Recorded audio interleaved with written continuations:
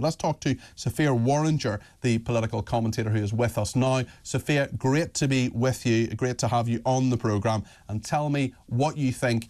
OK, you can choose any government department, you've got to cut 5%. Which one is it? Oh, that's really difficult. But I think if I have to go for one, let's go for DCMS, maybe. I feel like there's lots of projects there that are kind of arts. Sophia, why do you hate fun? Yeah, exactly. I don't want any fun. I think there's lots of projects there that are funding arts and different kind of endeavours like that, which are great things if private individuals want to fund them. But we've seen some of the quality of kind of arts council funding, and it doesn't necessarily produce high levels. I would happily take away some of the foreign aid budget. That would be the one that I would. And I think there are quite a few civil servants working for the Foreign Office who don't have too bad a life in some places, like, you know, embassies around the world. I think we could possibly cut that back a little bit, although I would make sure that there is a huge budget, a substantial budget in the Foreign Office for the silly hats, because there are lots of silly hats in the Foreign Office. You know, the Civil Spending Review aimed at cutting just 5% of waste will doubtless cost 10% more, says says David in Cotswolds, just by civil service looking into it. Reeves is trying to do the we're all in it together approach, and look at what we're doing. It's all smoke and mirrors. Government spending is just a massive gravy train. I'm sick to death of this shambolic country. I mean, when those cabinet secretaries receive that letter, will they be going, oh great, now a wonderful opportunity to get more bang for the taxpayer's buck, or will they be throwing their hands up thinking, actually, hold on, there's a lot more I need to do, like if you're Shabnam Mahmood, for example, the Justice Secretary, build a few prisons? Every government tries to cut government spending. Even in the autumn statement, there was a 2% target. Obviously, now they're rising it for the spending review to 5%. Every government thinks that they can squeeze out from the departments more for less. And that's not a bad thing. I do think the Chancellor is right to try and get efficiency into those departments, but it's very difficult to do well. And there are some departments which are not actually priorities in terms of spending. So the NHS, the Health Department, the Education Department, for example, they are kind of ring-fenced in a more direct way. But there are others like Justice that are desperately crying out for investment. And often it needs a huge capital investment to build more prisons or to fix the kind of criminal justice system, look at the court system, for example. That might mean an initial high spend, but then savings later. And the problem is that those kind of invest to save arguments are incredibly difficult to make to the Treasury unless they can be returned within one funding cycle, which is very few projects that have that kind of return on investment. So it's a really difficult place. But I do think the Chancellor is right to try and reduce the size of Whitehall and therefore its budget. But she needs to get more ambitious than just tinkering. And I do think she's not going to create those targets by just cutting a few people here and there. They've got to be a really radical rethink of the whole thing.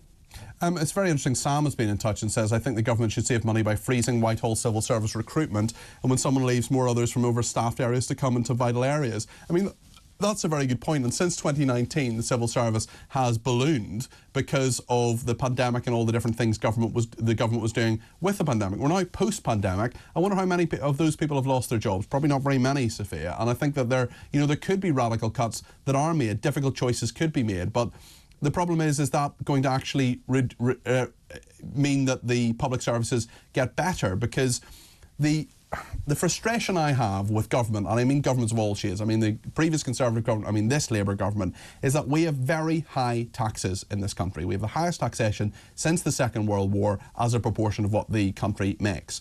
We're now in a situation where we're giving money hand over fist. Taxes have risen in this budget, 40 billion more.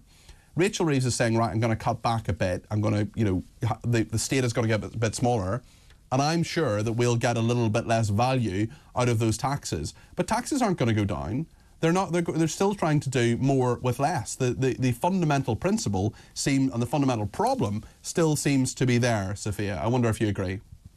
I do agree, but I think the solution that they're proposing, trying to get this startup kind of tech culture into Whitehall, is not a bad one. They're saying people come for a year secondment, they don't have to sign their life away.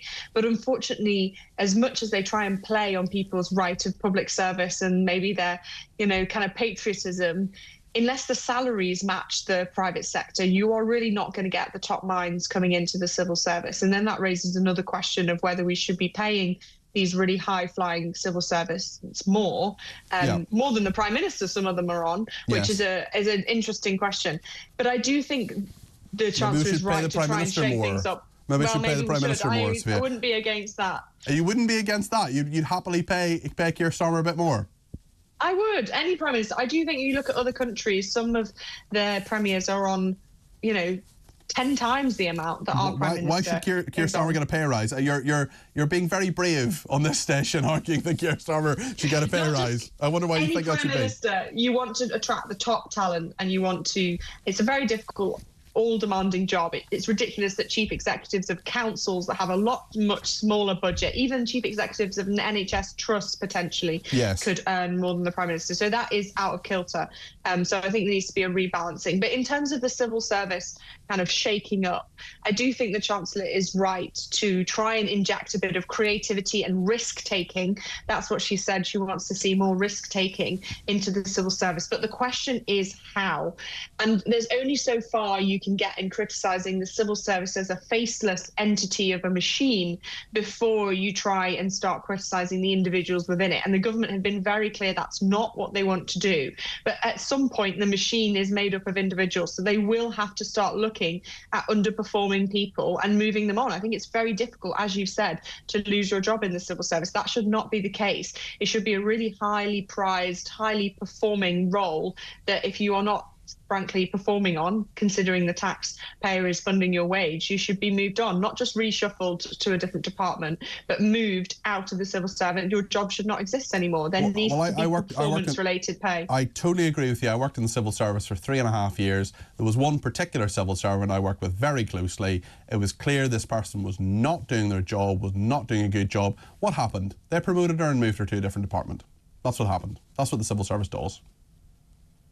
And that's just ridiculous. And it happens so often. Pat McFadden is an interesting character. He's perhaps not really known for his charisma, but he is nonetheless one of the most important people in government. I would say probably one of the 4 or 5 most important people in government. He's the right-hand man, Chancellor of the Duchy of Lancaster. It doesn't mean much to many people, but he is the real Deputy Prime Minister, and he is the person that Keir Starmer relies upon to get stuff done. He has echoed Dominic Cummings's call previously. Dominic Cummings, of course, the very controversial Chief of Staff to Boris Johnson a few years ago, who made some very good decisions and some very bad ones, like sacking me.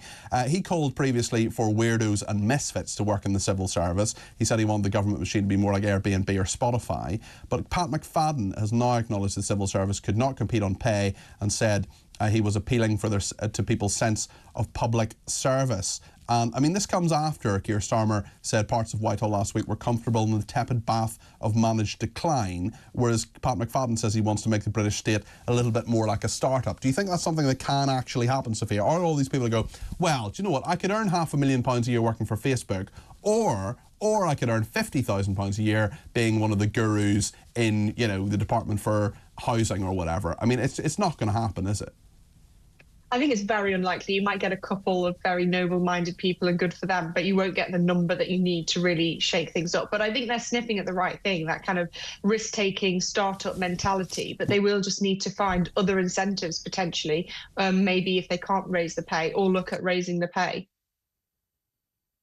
Sorry, Sophia, I was just chatting to my producer because there's a bit of breaking news that we're going to bring you in a minute or two, and that is that there is an MP in the House of Commons called Iqbal Mohammed. He's one of the independent MPs who was elected in July 2024 this year, and he is apparently arguing for first cousins to marry and for them to have that right to do so. There's a bill that was brought in by Richard Holden, who is a former chairman of the Conservative Party. I think he's now the Shadow Paymaster General, who has brought in this bill saying that first cousins should not be allowed to marry. I didn't even know they could do that in this country. There are obvious reasons why people shouldn't do that, for loads of genetic reasons, and also that it in many cases it is something that can be, forced marriages. There can be all sorts of ways in which people can have arranged marriages and so on, which is antithetical, I think, to British culture. So this is really interesting in terms of what he's saying. We're ready to play it now. This is the MP Iqbal Mohammed. He's the independent MP for Dewsbury and Batley, and this is what he said in the House of Commons this afternoon. There are documented health risks with first cousin marriage, and I agree this is an issue this is an issue that needs greater awareness on. Virginity testing, forced marriages, and the freedom of women must be forced marriage must be prevented, and the freedom of women must be protected at all times.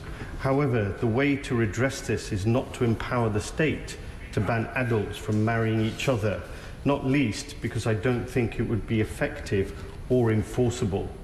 Instead, the matter needs to be approached as a health awareness issue and a cultural issue where women are being forced against their will to undergo marriage.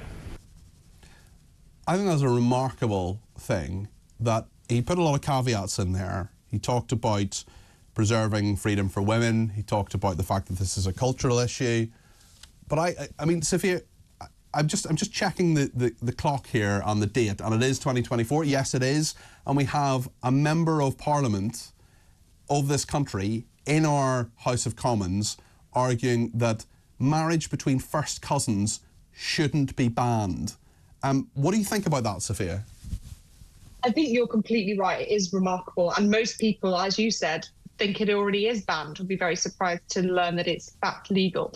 The MP raises a point that doesn't make sense to me. He says it's unenforceable. That is not true. You have very strict regulations when you go to get married. You have to declare who your parents are, and you have to, if you get married in Church of England church, you have to do banns read before so the community can be aware. And if you get married in a registry office, there's a similar process. There is a very clear mechanism for restricting marriage. We already do it. We already restrict it between siblings, between, parents, and all these different very close relationships. There is no more administrative burden to extend that to first cousins. So the fact that he's appealing to an enforcement point does not make sense at all. The fact that he acknowledges the increased birth defects that come, unfortunately, with first cousin marriages, again, is a huge concern that he acknowledges that and yet doesn't see the solution as banning it. And then his third point about it's an encroachment of the state on people's personal lives and it should be an awareness campaign rather than a further expansion of the state's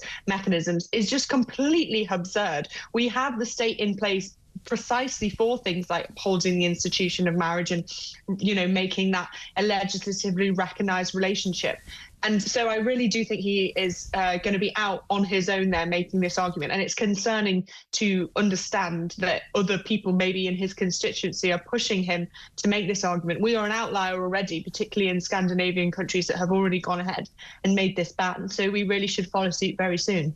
Sophia, thank you. That's Sophia Worringer, their political commentator, reacting to that breaking news that Iqbal Mohammed, an independent MP for Dewsbury and Batley, in the House of Commons this afternoon, within the last hour or so, has argued for the fact that the law that first cousins can marry in this country should be allowed to stay on the statute book. What on earth is going on here? This is a really, really weird thing, and I think that the values that Mr. Mohammed has, certainly on that particular matter, and I would imagine in regard to Gaza, are not values that I share and opinions that I share.